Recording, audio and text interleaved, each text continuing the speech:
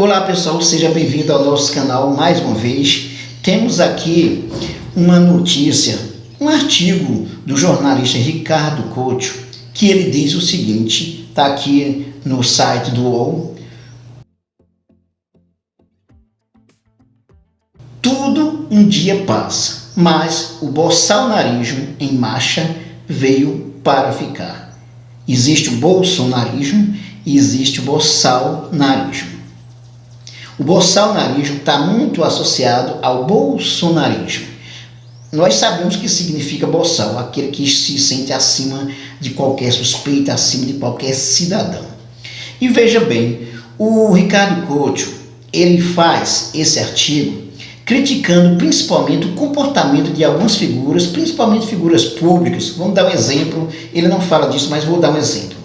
Ontem, por exemplo, até coloquei um vídeo sobre o Roberto Justus, que faz uma crítica ao apresentador Marcos Mion sobre essa questão da pandemia do coronavírus, que ele é contra essa história de todo mundo ficar em casa, ele acha que está tendo uma supervalorização disso, né? Aí ele acha que isso não precisa ser dessa forma e ainda diz que os velhinhos vão morrer mesmo e existe uma quantidade mínima que vão morrer, isso não vai ser problema. Ou seja, isso é um exemplo de bolsonarismo, principalmente quando se leva em consideração a posição que ele tem às pessoas das favelas, aos velhinhos das favelas, aos pobres. Ele ignora totalmente a situação do povo pobre da favela.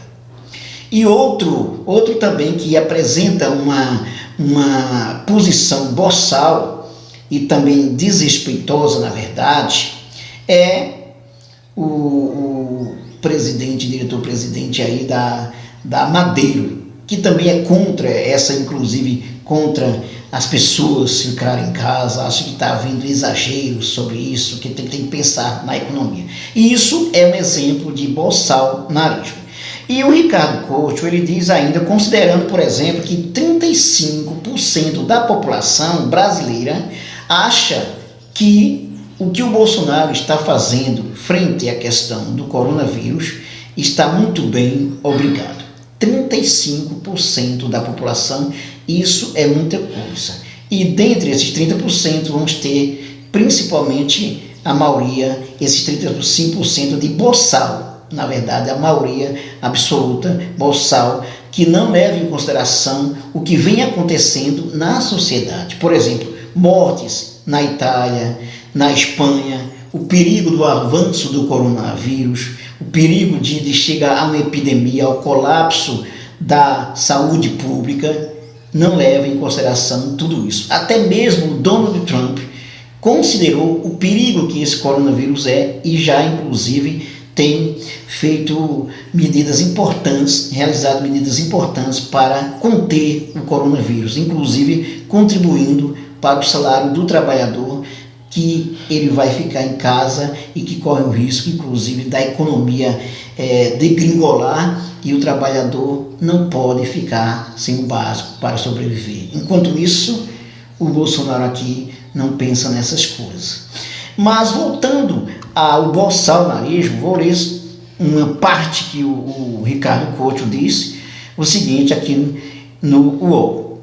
Mais dia, menos dia, a pandemia de coronavírus e Bolsonaro passarão, mas temo que uma praga ainda mais perigosa tenha vindo para ficar.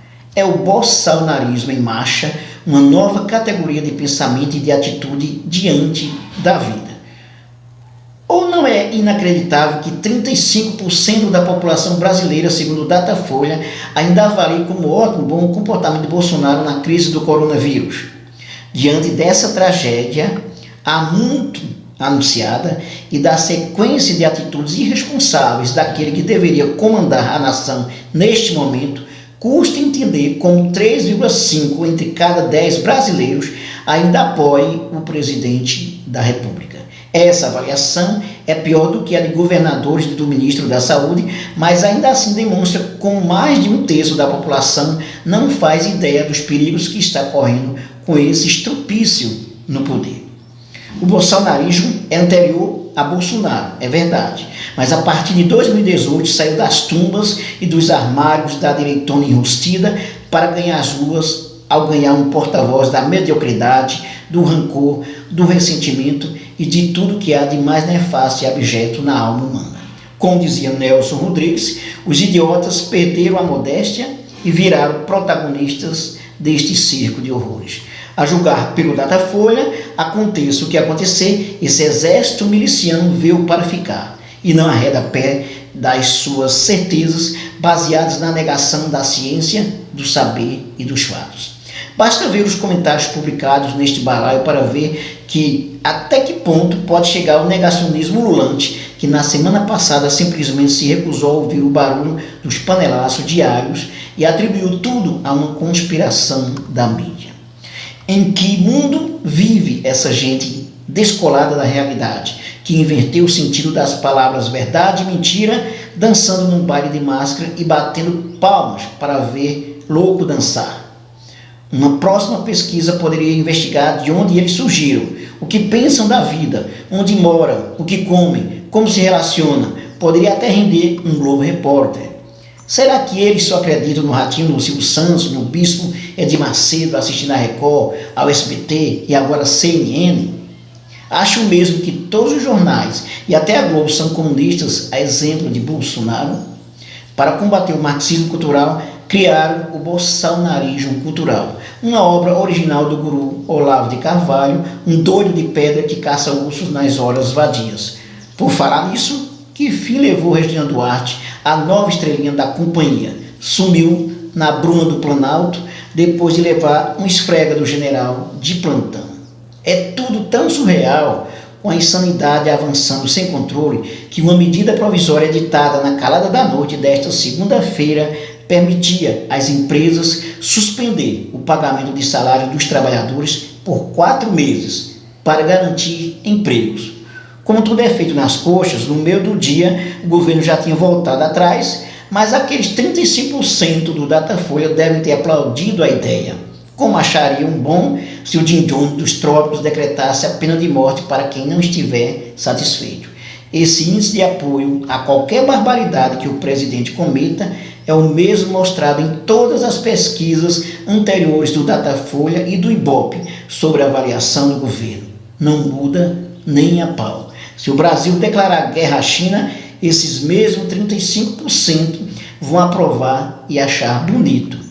Está na cara que o capitão está procurando uma guerra qualquer uma guerra, para colocar as tropas na rua, nem que seja contra os brasileiros que não obedecem mais às suas ordens. Eles trabalham para criar uma situação de conflagração em que se justifique um gesto de ruptura, alertou o economista e filósofo Eduardo Gianetti da Fonseca em entrevista publicada hoje na Folha. Eu vou deixar o link aí desse artigo.